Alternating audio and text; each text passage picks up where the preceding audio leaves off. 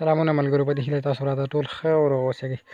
ملګرو، مخکې یوه طریقه مونږ ښودلې وه چې مونږ څنګه کولی شو یو پیج جوړ کړو خپل فیسبوک کې. یعنې هغه طریقه مو ښودلې ده څنګه یو فیسبوک پیج ځان دپاره جوړ کړو. نو نننۍ طریقه کې درته ښیم چې څنګه د خپل پیج دپاره یو اډمین وټاکو.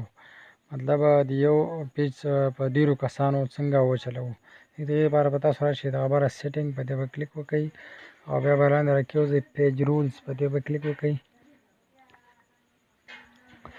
دغلته به د پرسن ټو پیج په دې به کلیک وکئ. دې ځای کې دغه بر سرچ بار کې به ورته هغه چا نوم ورکئ.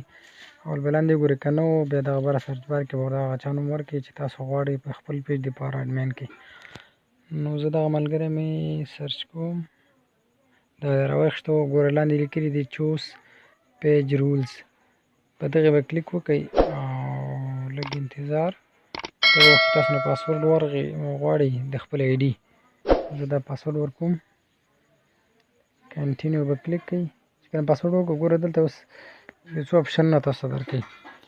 یو اډمین دی، بل ایډیټر دی او دا دویم ایډیټر دی، بل موډریټر دی. مطلب ډېر دي چې هر یو ستاسو خوښ و هغه خپل کس پکې انتخاب کړئ.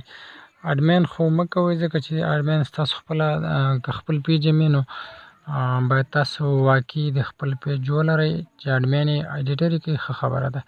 نو زه ایډیټر کوم او دا دی ایډیټر شولو. ما سره په دې پیج کې نو دا ملګری کولی شي چې پوسټونه وکړي، د یو چا کمنټ ته جواب ورکړي، میسج ته جواب ورکړي. نو دغه ملګرو طریقه په دې هیله چې خوښه شوې مو وي. په الله بچم سپارم.